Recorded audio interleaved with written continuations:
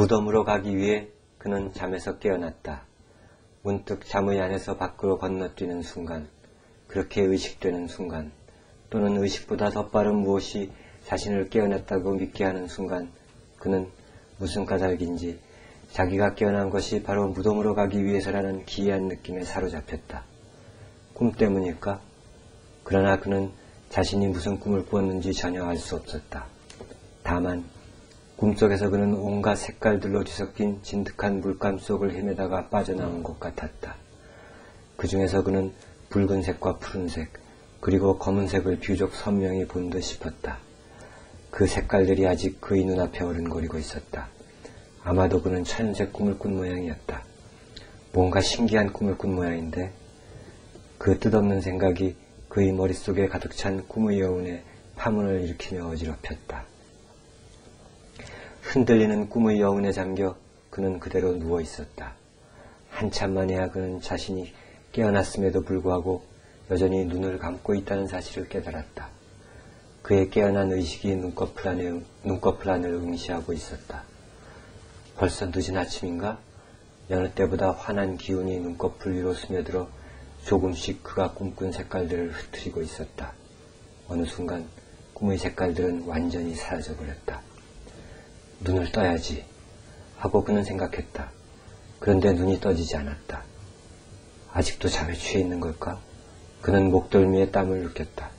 그는 땀을 닦기 위해 손을 들어올리려 했다. 그런데 이번엔 손이 움직이지 않았다. 착각이겠지. 그는 그 착각을 어이없어 하며 다시 손을 움직이려 했다. 그러나 손은 여전히 움직이지 않았다. 그는 당황했다. 온몸에서 느닷없는 두려움이 진득진득하게 솟아나기 시작했다. 그는 자신의 착각을 기습하기 위해서라는 듯 순간적으로 발에 힘을 주었다. 그러나 발 역시 움직이지 않았다. 온몸이 무엇인가에 단단히 휘어감겨 있었다. 무엇인가가 감각의 구멍들을 틀어막고 있었다. 두려움의 진득함이 삽시간에 그의 온몸을 적셔왔다. 그는 아무 소리도 들을 수 없음을, 입을 벌릴 수 없음을, 그리고 숨마저 쉬어지지 않음을 느꼈다. 숨이 쉬어지지 않는다. 그렇다면 이게 죽은 것일까? 죽으면 이렇게 되는 것일까? 죽은 몸에서 아직 빠져나가지 못한 넋이 염을 당한 제 몸을 안타까워하고 있는 것일까? 두려움에 묶여 그는 그대로 누워 있었다. 그는 자신이 죽었다고 믿을 수 없었다. 그는 회오리치며 멀어져 가려는 정신을 가다듬으려고 했으면서 자신이 살아있다는 데 마음을 걸었다. 심장이 터질 듯하게 갑갑해왔다. 온몸의 모든 액체를 분비해버리려는 듯, 그래서 기어있는 그의 몸을 말려버리려는 듯 두려움의 땀은 한없이 솟구쳐 나오고 있었다. 그것이 그를 휘어감은 무엇인가를 적시며 그를 축축하고 질펀하고 무거운 고통 속으로 몰고 들어갔다.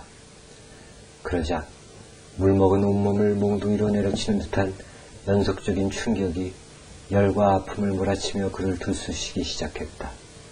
걷잡을 수 없는 통증이 그를 휘몰아쳤다.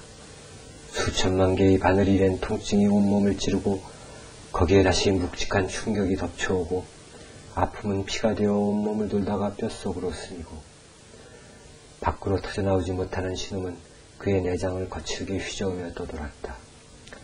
아, 그것은 아픔조차 아닌 아픔의 아버지, 아픔의 아버지의 아버지. 아, 삶의 저 끝에 번뜩이는 아픔의 뿌리를 끌어내는 듯한 소용돌이였다. 수억만 개의 세포들이 소리 없는 비명에 몸부림쳤다. 기어이 그는 불꽃들이 튀어오르는 저릿저릿한 신경을 더 이상 감당할 수 없는 아득한 의식의 나락 속으로 떨어져 내렸다. 곧 졸도할 것 같은 막바지 순간을 붙들며 그는 마지막 생각에 매어달렸다.